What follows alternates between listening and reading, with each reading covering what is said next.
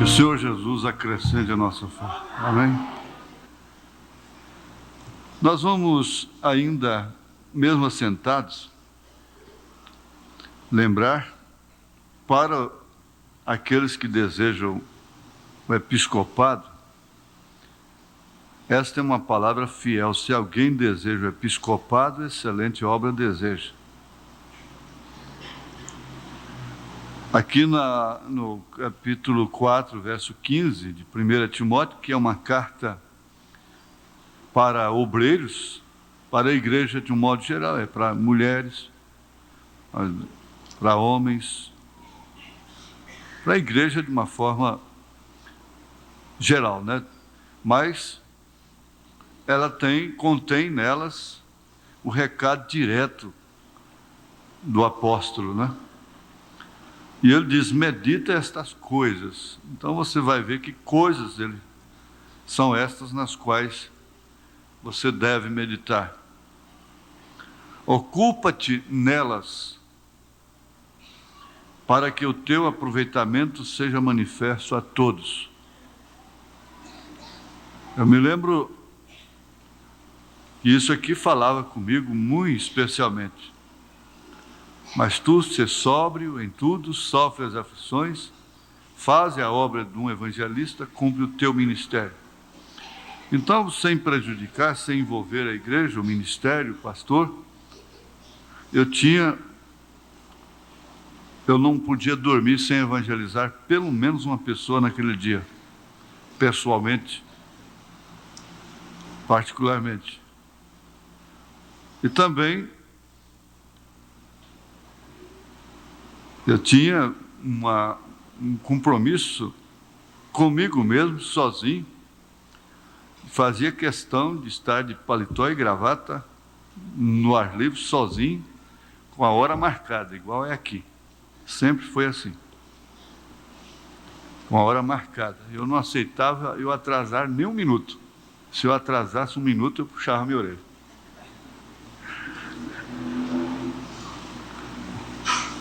Então, esse exercício, o Paulo disse aqui, porque o exercício corporal para pouco aproveita muito pouco, mas a piedade para tudo é proveitosa.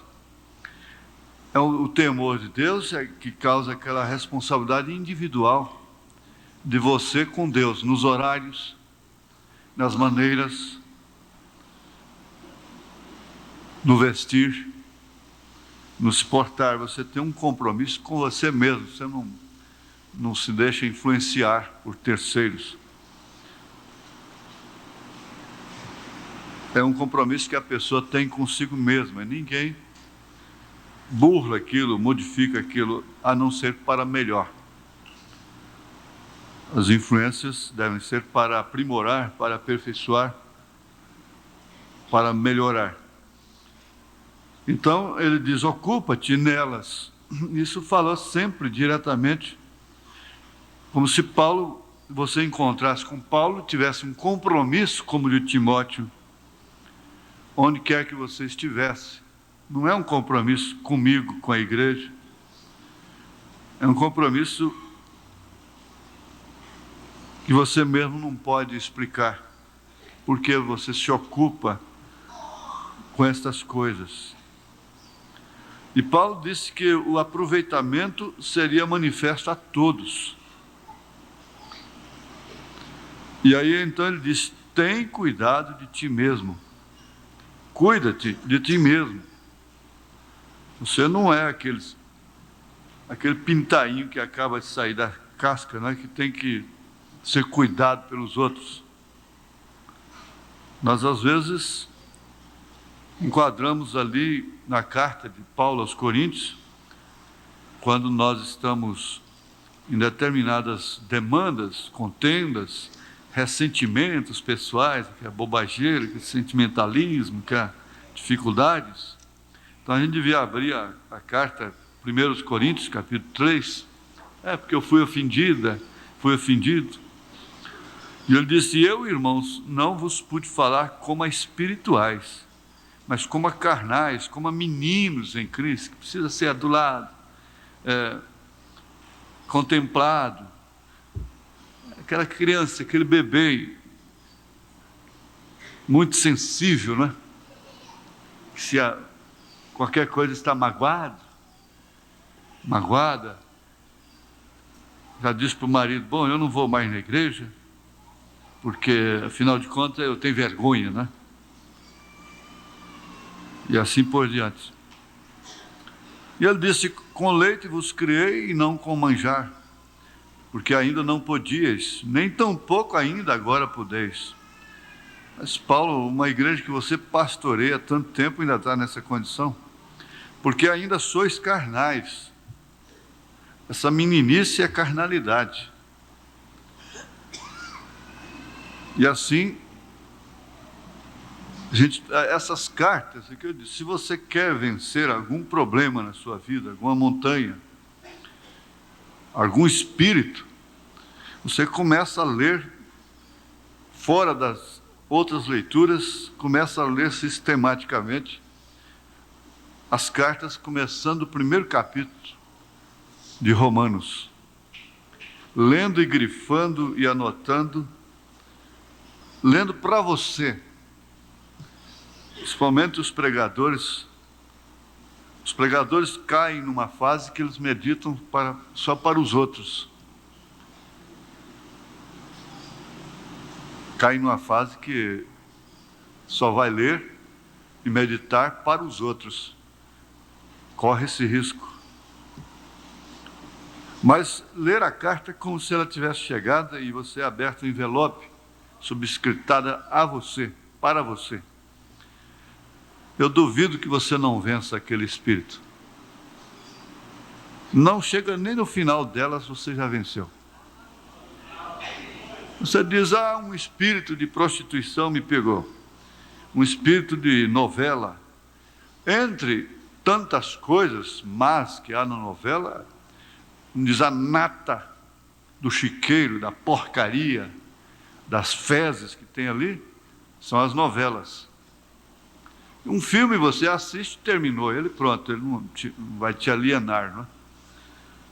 Mas a novela você fica alienado. Você tem que ver a sequência depois. E aquilo vai 3, 4, 5 meses, 6 meses, e você fica nervosa e nervoso quando está em algum lugar e que deu a hora da novela. E esse culto não termina nunca. E às vezes até não tem muito companheirismo na porta e não fala demais por causa da hora da novela, né? Quando termina o culto. A novela é a privada é a fossa negra da televisão. A ponto de ter países que não aceitam novelas brasileiras serem exibidas na sua televisão. E delas é que tem saído nomes sugestivos, nomes sexy, né? Esses nominhos que as mães põem nas filhinhas, hein? Esses nominhos sensuais, né? E tantas outras coisas. Programas cômicos, piadas sujas. O ministro da Justiça, outro dia, eu ouvi ele falando que viu uma cena que deu nojo nele, deu vontade de vomitar. O ministro da Justiça, ele falou, me deu vontade de vomitar, me provocou vômitos. Agora, o que o irmão Branham sentiu quando ele viu aquela cena? Ele disse, provocou vômito nele. Isso aconteceu comigo lá em Aruanã. Bom,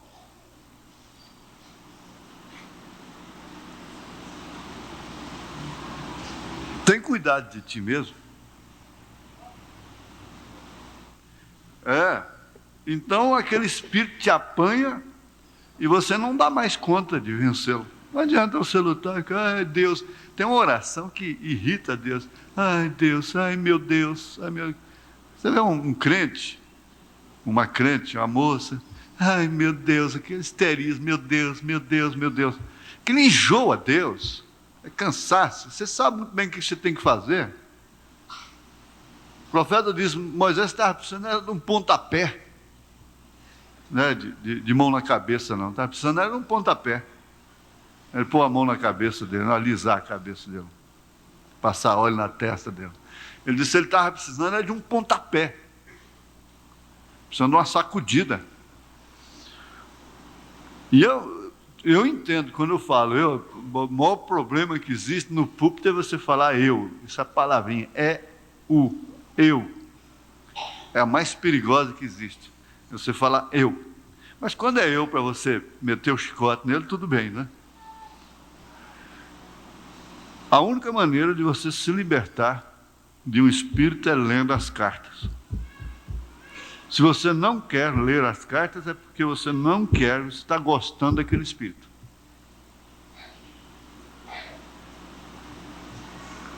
Ler as cartas como se elas fossem para você mesmo, como são. Você abriu o envelope, ela é sua, não é da vizinha, não é da mãe, não é da irmã, não é do pai, não é da igreja, não é de ninguém, é sua. Essa carta é minha e eu vou abrir, ela é para mim, e eu vou ler. Pronto.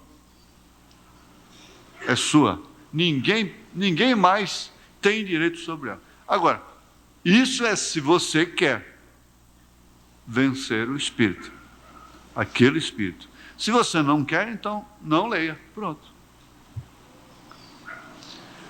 Agora, depois disso tudo aqui, é que a oração modifica. A oração modifica. Completamente. Cuidar de si mesmo é alimentar. Você pode amar quanto for o seu marido, a sua esposa, os seus filhos. Mas você tem que comer, você tem que alimentar. Se é que você ama a sua família, então você tem que alimentar, porque sabe que seus filhos vão precisar de você. Você parte com eles, faz tudo, mas você também precisa das vitaminas, das proteínas, do hidrato, essa coisa toda. E você tem que ter vida em si mesmo, vida própria. E se você não cuidar de si mesmo, vai haver uma anemia. E essa anemia, como o irmão Branham pregou amnésia, ele poderia ter pregado, não sei se pregou, nós poderíamos pregar sobre anemia espiritual. Ele pregou a amnésia espiritual, né? Esquecimento, a perca da personalidade. A pessoa perde a noção do que ela é, sua posição no corpo de Cristo, né? Esquece, perde a identidade. Naquela hora, então, parece que desligou um fiozinho lá dentro, e ela perde, então, toda a noção da responsabilidade, e assim por diante. Então, tem cuidado de ti mesmo e da doutrina. Persevera nestas coisas, porque fazendo isto, salvarás tanto a ti mesmo, como aos que te ouvem. Amém? Agora vamos ficar de pé. Vamos para Apocalipse, capítulo 1. Não importa, quanto mais familiarizados nós ficarmos com determinadas escrituras, especialmente aquelas que nós estamos estudando, melhor. Então vamos ler novamente 14 ao 16, capítulo 1 de Apocalipse.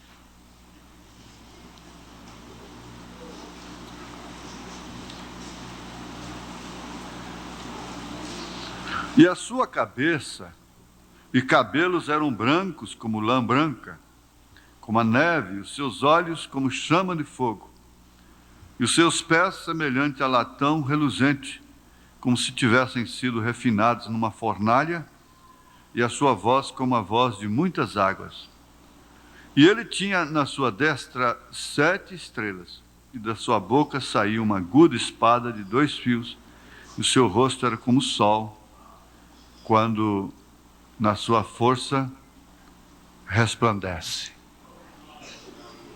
E agora, Pai, simplesmente queremos agradecer por esta palavra.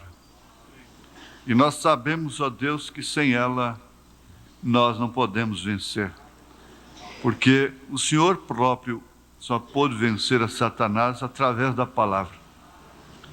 Nós pedimos que o Senhor abençoe a igreja de um modo geral, nesse aspecto, nesse sentido especial, de tomar a espada do Espírito, que é a palavra de Deus, para vencer assim os seus inimigos.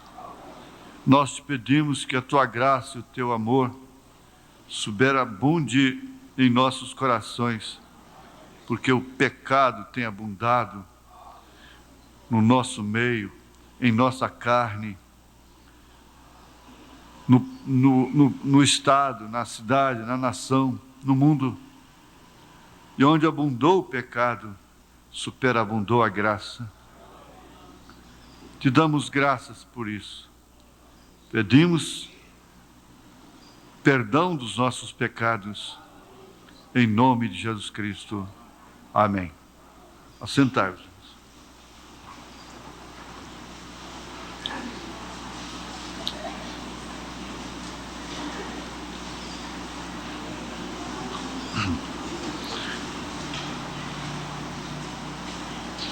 Então nós vamos continuar a partir do parágrafo 45. Seus olhos como fogo. Parágrafo 45 da mensagem A Visão de Patmos.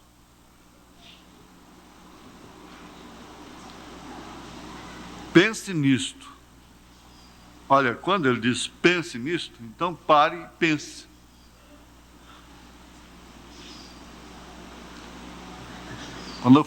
Quando ele diz pense nisto,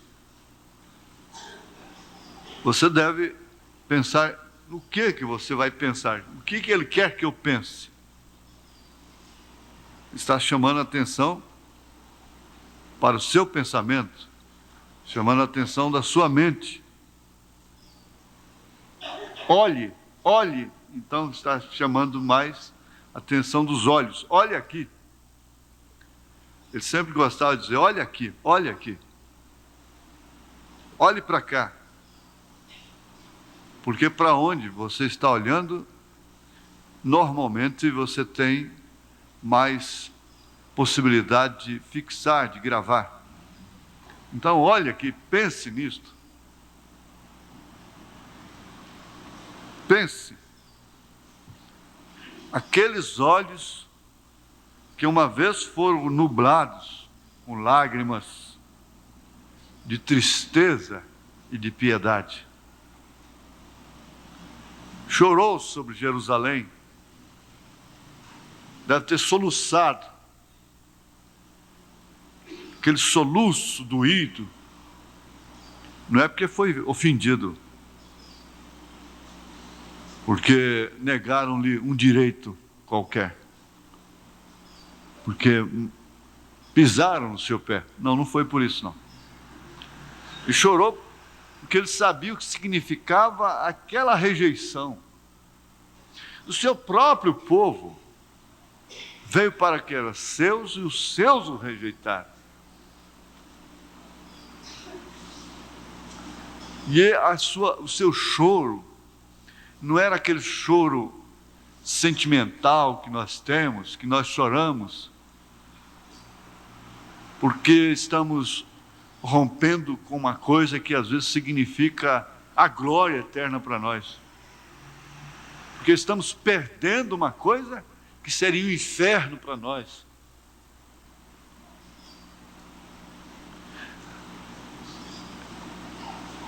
Ainda quero fazer um trabalho mostrando isso, o que causa o trauma, a pessoa ficar dando valor a coisas tão pequenas, quando a sua própria vida foi salva. E a gente tem que aprender a isso. Eu parei meu carro, esperando o sinaleiro abrir, e vi um pessoal, uns rapazes, um senhor,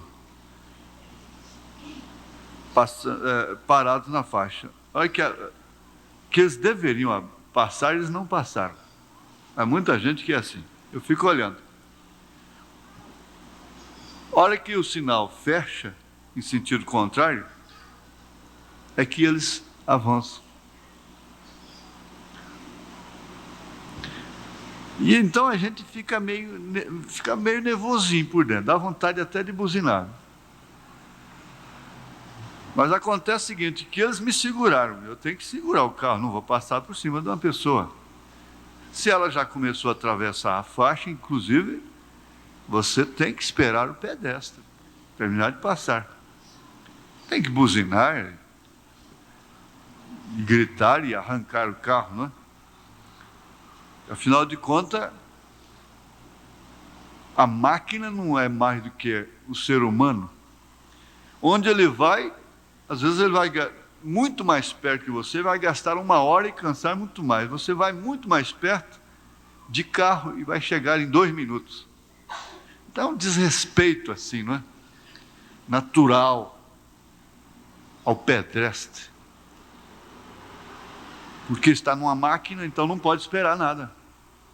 Estou de automóvel.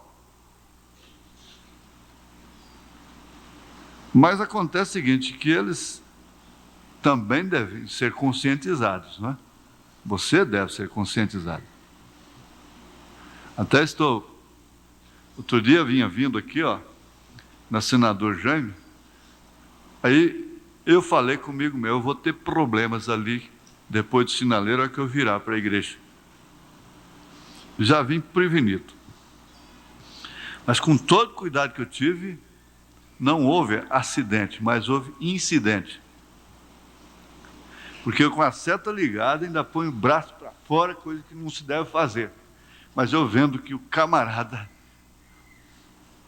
não estava nem aí com o que ele estava fazendo. Eu me dei raiva, foi porque ele me xingou de velho. Pensou que era imutável? Essa boa. Mas até combinei, falei com o irmão Joaquim, com os outros aí, nossos carros aqui da igreja, e falaram, gente, não vire aqui mais para cá não. Na verdade, isso aqui está errado. Vir dali e virar para cá nessa rua. Está errado. O trânsito deveria ter posto uma placa ali. Porque você tem que fazer isso aqui. Você está entendendo, né? Do sinaleiro para cá. Então eu faço isso lá naquela antiga Granja Orly, faz isso. E vem por aqui. Não é? Isso pode evitar uma coisa muito grande. Ele chorou, vamos voltar aqui. Aqueles olhos que uma vez foram nublados com lágrimas de tristeza e piedade. Agora eu cheguei onde eu queria chegar. Chorando, por quê? Naquele acidente do avião que nós vimos aqui, um dos que foi salvo lá está criando caso por causa do relógio dele. Espatifa um avião e ele preocupado com o relógio àquelas alturas. Mas voltando lá no sinaleiro, quando as pessoas passaram na frente, eu vi logo em seguida, é que eles me amarraram e foi questão de segundo. Tinha passado uma carreta com sinal aberto para ela, uma carreta enorme. Mas acontece que atrás dela vinha outra que naturalmente está acompanhando. Isso já aconteceu comigo até lá em São Paulo, acompanhando um caminhão, pode fechar lá que a gente está colado atrás, porque senão perde, né? E foi, naturalmente era isso. Eu teria entrado. E eu estou com um carro assim, que você pisa, se você apertar o acelerador, ele não arranca, não, ele voa. Ele voa. Voa só no pensamento. É o Juninho, é o Juninho. Ele disse que quando ele crescer, ele vai ajudar o papai. Né? Ele só urra, não sai da frente. Só fica urrando, né? E chorando, é bebê ainda. Não adianta. Então, o que você faz? Você dá graças a Deus, porque o pedestre passou ali, te atrasou 2, 3 segundos, 5 segundos. Mas a gente não medita isso, nessas coisas. A gente não lembra que determinados males, às vezes, deveriam até ser agradecidos em tudo, dar graças. Poderia ter acontecido uma coisa muito pior com você. Você diz, mas pior do que aconteceu? Sim, poderia ter. E aí? Você vai dar graça por isso? Ou não? Ou Paulo está errado? Então, Jesus não estava chorando por direitos próprios. Ele tinha lágrimas de tristeza e piedade. Olhos que choraram de compaixão ante a tumba de Lázaro.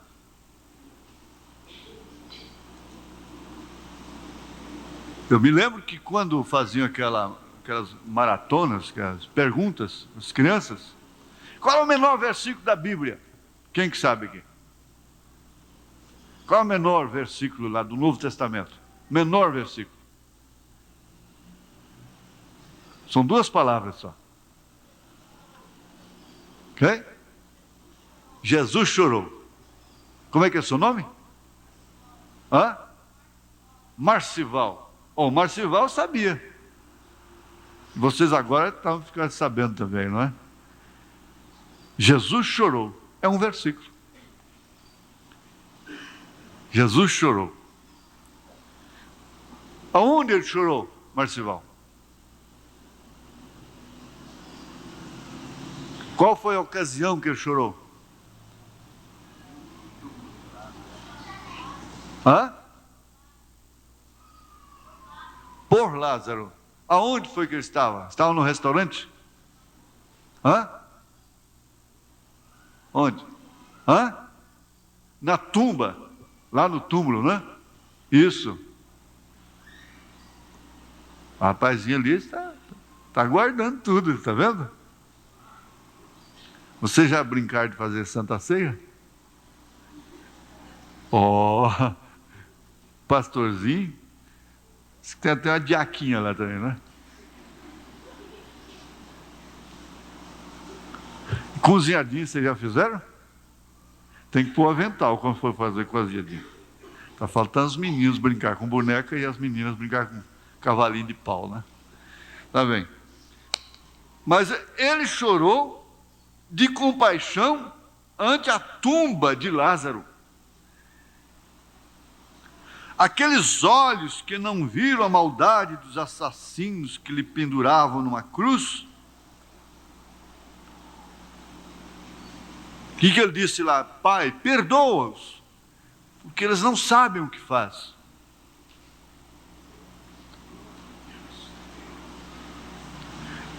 Ele fez esta oração com tristeza, clamou, Pai, perdoa-os.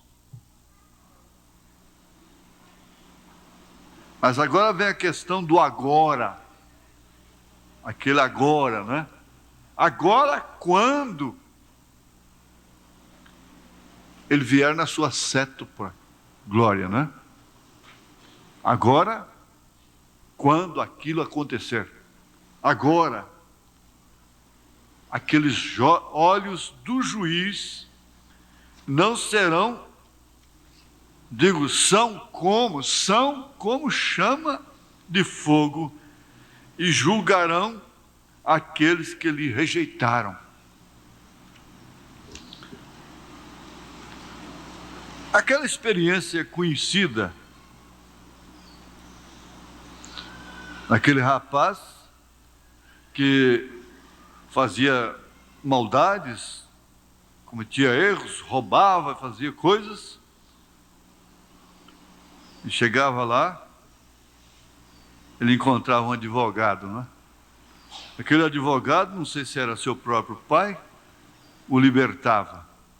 E ele continuava fazendo as mesmas coisas. Um dia ele foi condenado à morte, à cadeira elétrica. E quando ele chegou lá, aquele que tinha sido seu advogado agora era juiz. E ele ficou satisfeito porque falou, agora eu vou ser livre. Então o juiz disse para ele, não, Antes eu era seu advogado, mas agora eu sou juiz. Eu não posso fazer nada por você. Você agora vai morrer mesmo. Você rejeitou tantas oportunidades. Você não quis. Você brincou com a graça, não é? Ninguém tem nada a ver com a vida particular de ninguém. Você deve cuidar-se de si mesmo, está certo.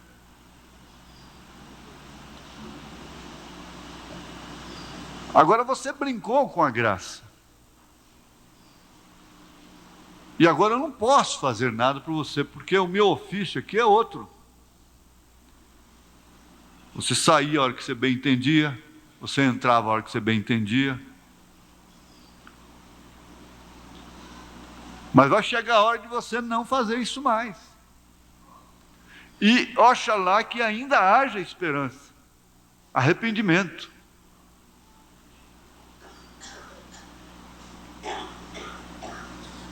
Então, agora, quando isso acontecer, quando aquela visão se cumprir em fato e realidade, que Jesus aparecer em sua cétupla glória, aqueles olhos do juiz serão como chama de fogo, que julgarão aqueles que lhe rejeitaram. A pessoa nunca disse, eu rejeito a Jesus. Rejeita a sua palavra. Rejeita o seu profeta. Ele disse, aquele que recebe a vós, a mim me recebe, se referindo aos seus enviados. Não é certo? Nós temos uma graça muito grande nesse século. Por isso devemos ter cuidado. Que nós tivemos a grande misericórdia, a grande graça de Jesus, de não rejeitarmos o enviado deste século. A pessoa mais privilegiada que houve na era de Lutero foi aquela que aceitou, creu no ministério dele. Dizem que Lutero até fumava cachimbo, tomava vinho. Ele apenas cria que a salvação era de graça. Ele não podia ter tudo. Eu não tenho certeza disso. Eu já li alguma coisa sobre isso. Não sei se era antes.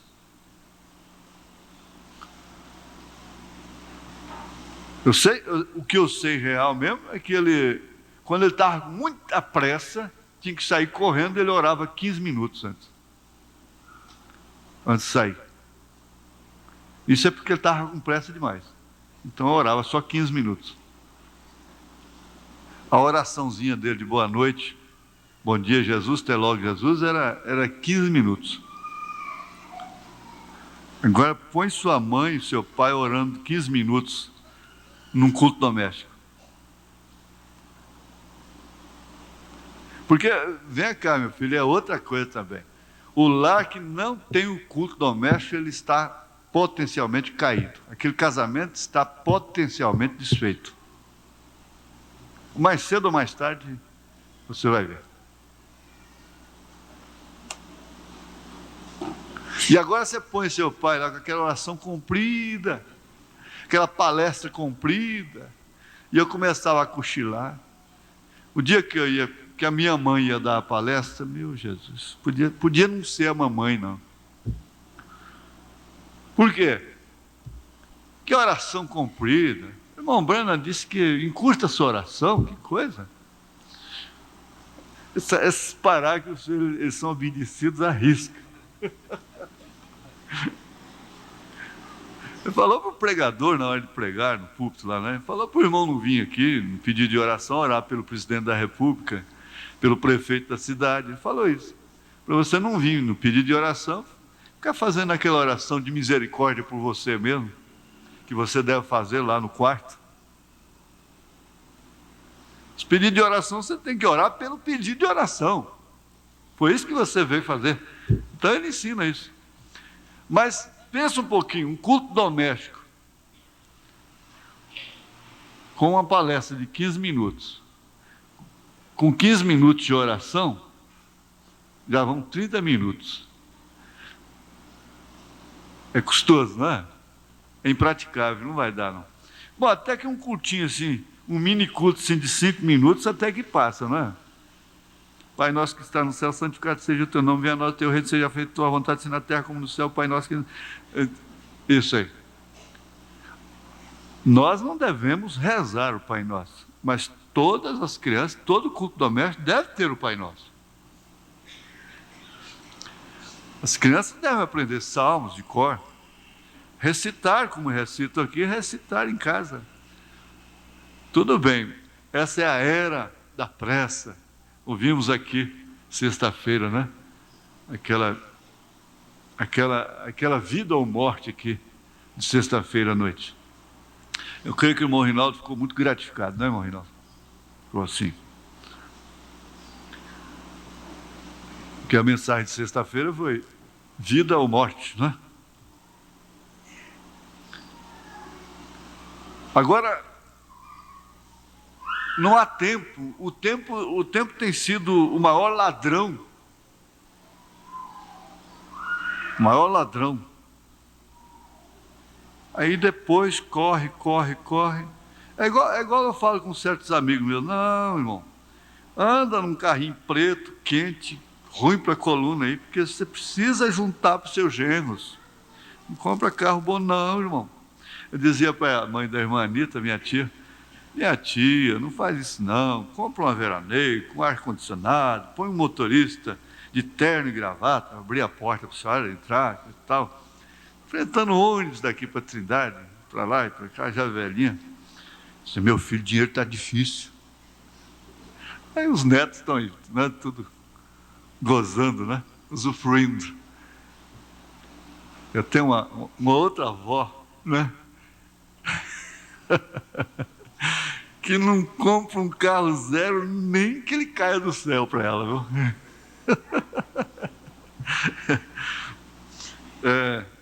É só trabalhar a vida toda. Pode deixar, seus netos vão saber aproveitar. Mas é isso, é o tempo. De todas as emoções humanas, ele manifestou esta com mais frequência que todas as demais. Quando ele apareceu como Filho do Homem, foi a emoção que ele mais manifestou, foi a de chorar. Ele chorou muito. Como William Branham orava e chorava, também quero eu orar e chorar. Como William Branham orava e amava, assim quero eu amar e orar. Como Jesus Cristo orava e chorava, assim quero eu orar e chorar. Chorar por quê? Quanto tempo faz que você não chora? Que você não ora até romper os céus? Quanto tempo faz? Agora, Jesus tinha que salvar a alma dele, é por isso que ele vivia chorando, né? Por isso que ele vivia orando. Ele tinha que salvar a alma dele. Não é isso? O irmão Branham tinha que salvar a si mesmo. Por isso é que ele vivia. Vocês sabem que quem fica mais no canto com isso aqui sou eu, não vocês não, sou eu, estou falando comigo. Você começa assim, você se casa e fica em casa, porque quem casa quer casar. Não vem para a igreja não, você vai ver o que vai dar depois. Anote num caderninho, o que vai dar depois. Fique em casa. Você só constata que Deus talvez já tenha saído. Porque o irmão Branham disse, se Deus está em seu coração, você não suporta ficar em casa. Agora, é claro que não quero com isso usar uma citação desta, uma verdade dessa, para as pessoas que são mais sensíveis, que têm mais Deus, são aquelas que mais são advertidas, que mais recebem as advertências para si. Às vezes quem precisa mesmo nem entende. Quem não precisa é que recebe, às vezes, né? Porque, é claro, você já faz um esforço tremendo para estar nos principais cultos e tudo. Deus está olhando tudo isso, né? Mas fica em casa. Começa a enrolar. E hoje tem isso, hoje tem aquilo, amanhã tem aquilo e outro. Cada dia vai ter uma coisa. Fica em casa e depois, então, você vai lembrar de Deus. Fica. As suas emoções, veja só, a que mais ficou evidenciada foi chorar. Chorar muito. Chorar por ver o povo como ovelhas sem pastor. Faminto, necessitado. Agora, ele que podia dar tudo,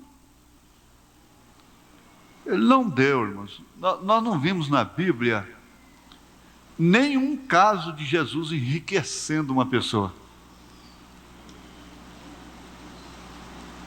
Você lembra? Você lembra? Não. Alguém lembra de um caso assim que Jesus enriqueceu uma pessoa?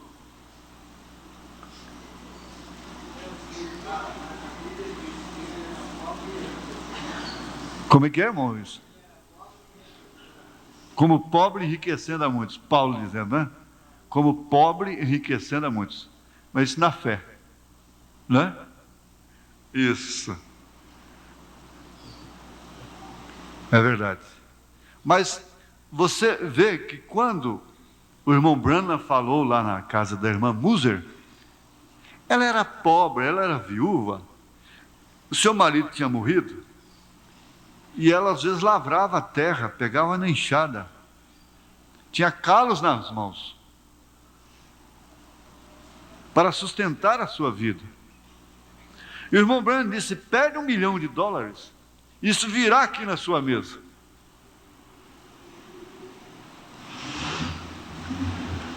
Ela não pediu $1 milhão.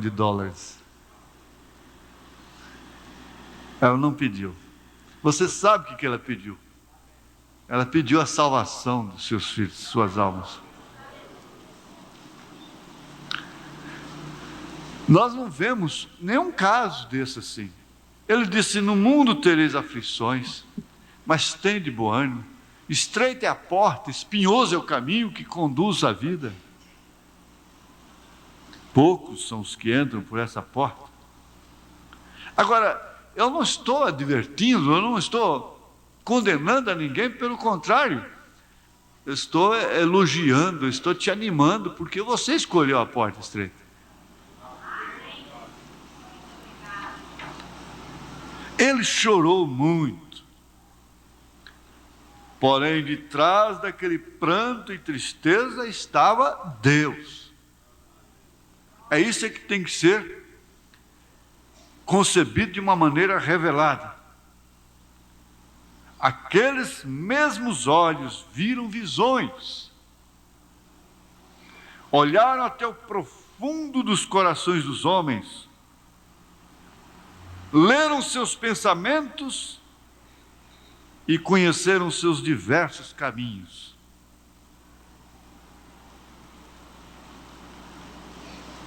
Com isso aqui, irmãos, a gente não tem como ler de uma maneira corrida. A gente vê o ministério do profeta idêntico, igualzinho, se repetindo.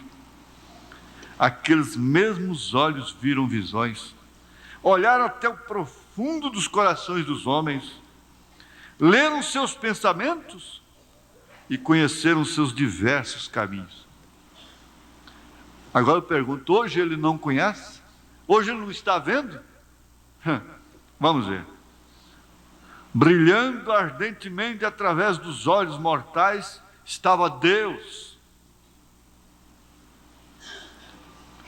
Aqueles olhos sempre derramaram lágrimas.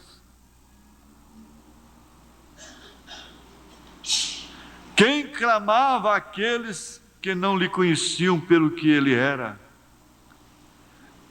Ele disse, porque se não credes que eu sou, morrereis em vossos pecados. São João 8, 24. Se não faço as obras de meu Pai, não me acrediteis. Mas se as faço, as obras de meu Pai, e não credes em mim, crede nas obras. São João 10, 37, 38. Como Jeremias no passado, Jeremias tinha o mesmo espírito, não é? Estava sob o mesmo espírito. Como Jeremias no passado, ele foi o profeta de muitas lágrimas. Ele chega a ser chamado de o profeta chorão.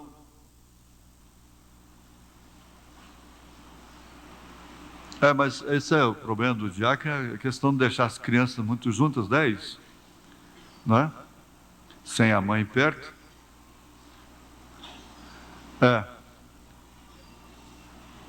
Ele foi o profeta de muitas lágrimas, porque os homens não receberam a palavra de Deus e lançaram um lado a revelação. Jeremias é chamado profeta chorão. Logo vem as suas lamentações, não é? Aqueles olhos ardentes e chamejantes do juiz estão ainda agora esquadrinhando a vida de toda a carne, recorrendo toda a terra. Ele olha assim, ele vê todos os pensamentos, todos os caminhos, tudo que acontece na frente, por trás, à noite, de dia, com chuva, sem chuva. Ele vê tudo. Ele está esquadrinhando a vida de toda a carne, todas, tudo.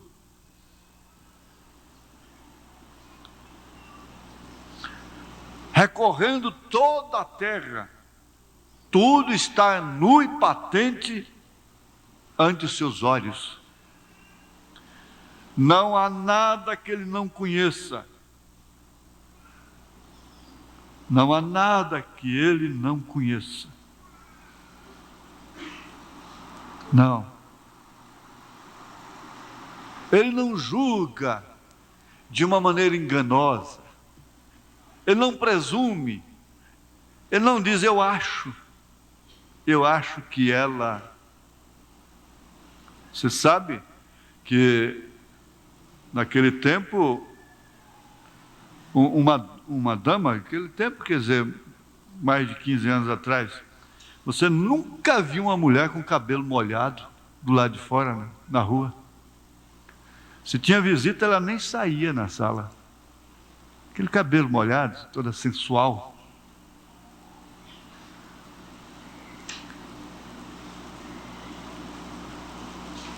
E o marido não vê nada hoje. Os pais não estão vendo nada. Elas não estão vendo. Ele disse assim, que chegou a ponto dela não perceber que está nua. Agora, ele não perdeu, porque o homem perde, ofusca. Ele perde assim, cauteriza. Isso é como uma coisa que fica cauterizada, mas lá por dentro ele reclama tudo. Tudo que é honesto, tudo que é puro, tudo que é verdadeiro. Lá dentro. Então ele cria essa casca, essa crosta. E ele não vê. Não vê e não vendo, não tem por que se desesperar, não tem por que chorar. Como Torre ia naquela carruagem, o povo em festa, e o único homem que estava chorando enquanto todos sorriam era Torre. Era o único, chorando aos soluços dentro da carruagem. Aí o cocheiro disse, mas Torre, o que é isso? Todo mundo alegre, todo mundo feliz, você chorando? Mas era o único que estava vendo a condição do povo. A condição do povo que está pulando carnaval, você já nem pensa mais, nem conta mais.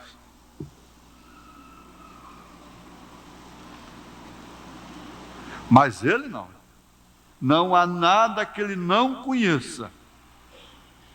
Agora, veja, quando o Espírito Santo, que é o mesmo ontem, hoje e eternamente, atuou através dele em favor daquela irmã Batista, que foi a ele, nervosa, enxugando suas mãos, suor das mãos com um lencinho.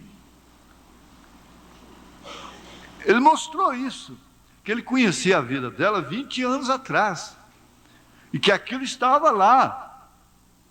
Aquilo não tinha saído só porque ela pediu perdão a Deus. Ela era casada e ela devia aquilo a seu marido.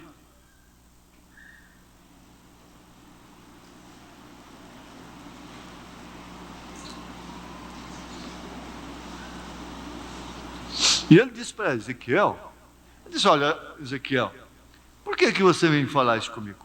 Por que você está desse jeito? Antes que você soubesse disso, eu já sei. Eu já sei muito antes que você soubesse. Se você, ao ter uma notícia, ao ver qualquer coisa, for falar com Deus primeiro, ele vai te falar isso. Ele vai falar, João, Antônia, fala o seu nome.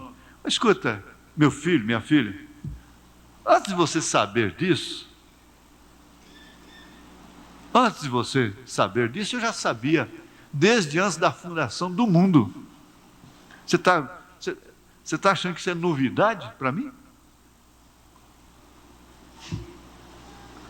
Não há nada que ele não conheça.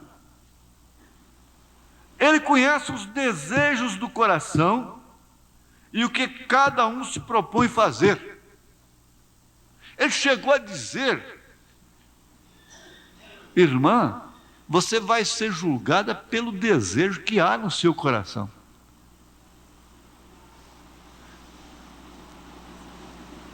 Essa maneira de se vestir, essa maneira de arrumar o seu cabelo, depende muito dos seus motivos e objetivos. E ele vai te julgar pelos desejos do seu coração. É isso. Nós não cremos num Deus limitado. Agora ele tem aquele grande imã. Vocês já viram o imã? Nós vamos ilustrar isso aqui melhor ainda. Que apaga tudo, não é?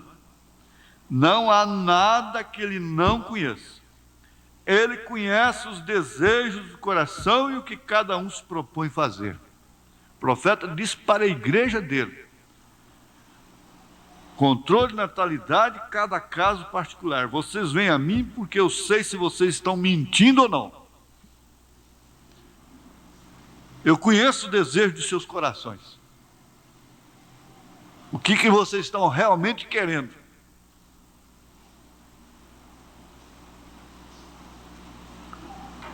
Mas a era é tão difícil que você vê uma irmã aí com 2, 3 filhos, gestante, já nos dias da... A gente fica com pena, com dó,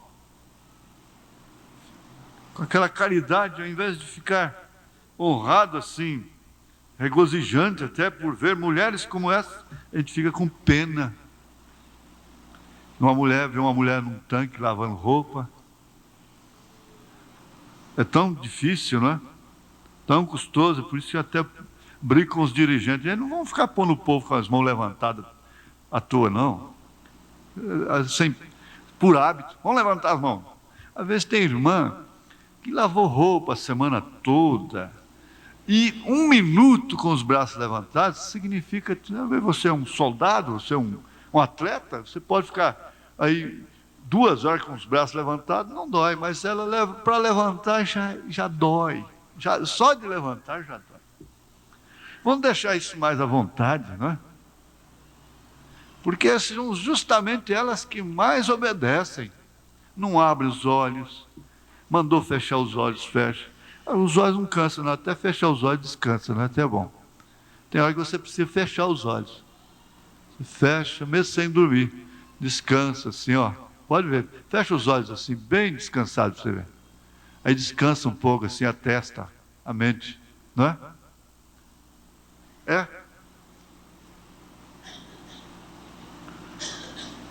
Agora, qual que você preferia? Vê-la daquele jeito? Ou passando ali na rua de short, de calça esporte? É tão custoso, não é? Botar a coisa no centro. Não há nada escondido que não seja revelado.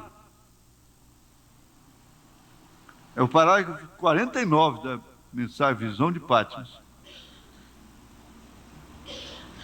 Não há nada escondido que não seja revelado, porque todas as coisas estão nuas e patentes a quem temos que dar conta. Então, é bom aqui uma proposta aqui, ó. Hebreus 4, né? Hebreus 4. Então a gente vem aqui no verso 12, no rodapé aqui, ó, e põe Visão de Patmos. Visão de Patmos.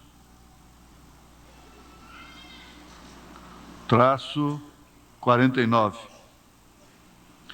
Aí então você vai lá para o Evangelho também. Eu quero que um evangelista aí me dê a referência. Não há coisa oculta que não haja de ser revelada. Vamos depressa, porque senão dá buraco. Não. Hã? Como? Não, isso aí eu acabei de citar. Estou falando do Evangelho. Não há nada oculto que não seja revelado. Jesus disse. Cadê? Não, não é Natanael. Não. Vamos? Ninguém aqui com cabeça de peixe? Cadê? É pouco para lá do Gênesis. Está já em Mateus, Lucas, Marcos, por aí assim. Ah, muito bem. São Mateus 10. São Mateus 10. Agora nós vamos botar aqui a Visão de Patmos aí. É versículo 26. Portanto, não os temais, porque não há nada encoberto que não haja de revelar-se, nem oculto que não haja de saber-se. Visão de Patmos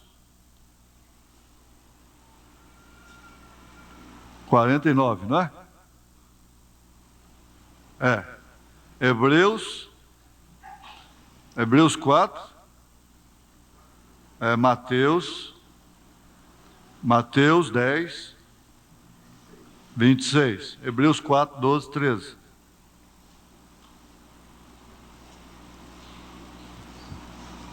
Não precisa precipitar, não, que tudo na hora certa acontece. Pode deixar. Não há nada escondido que não seja revelado, porque todas as coisas estão nuas ante Ele a quem temos que dar conta. Nada escondido em relação aos símbolos do Apocalipse, escondido aos sábios entendidos, revelados aos pequeninos. Toda a mensagem é revelada aos pequeninos, as coisas que estão ocultas aos sábios entendidos. E também na vida prática. Pense nisso. Antes de você dar qualquer passo errado, pense nisso. Ele sabe até mesmo o que você está pensando nesse momento.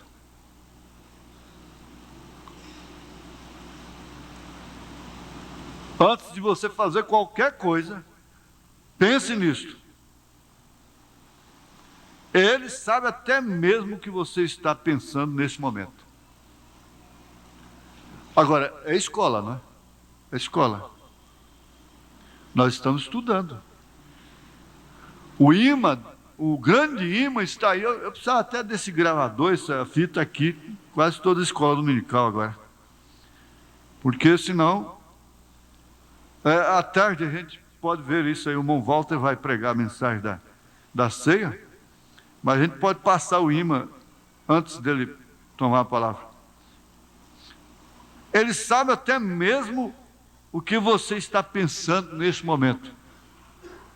Sim, ali está ele de pé, como juiz, com seus olhos chamejantes, para distribuir juízo. Então, não é graça mais, é juízo. O dia da misericórdia tem chegado ao seu fim. Eu não vou ficar todas as vezes agora reparando isso. Gente, se não analisar corretamente, já fizeram doutrina aí por aí. Aí o irmão Branham disse: o dia da misericórdia tem chegado ao seu fim. Então, quando chegar aquele dia, se os homens se arrependessem e buscassem o seu rosto em justiça, enquanto ainda há tempo,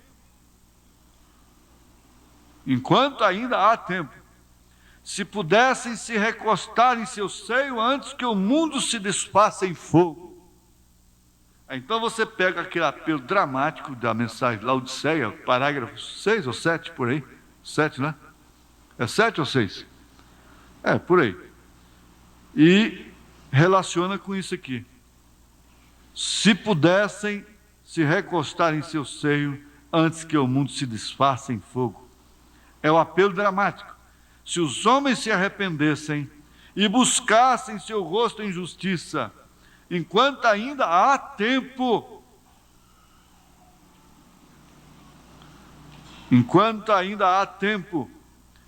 se pudessem se recostar em seu seio antes que o mundo se desfaça em fogo. O pastor Elias vai terminar. Deus abençoe. Você é um pregador do Evangelho também, e você está aqui por uma boa causa. Você não está doente, você está em necessidade e você quer um avivamento pentecostal para começar em sua igreja. Todos nós queremos isso. Vamos todos ficar de pé por um avivamento.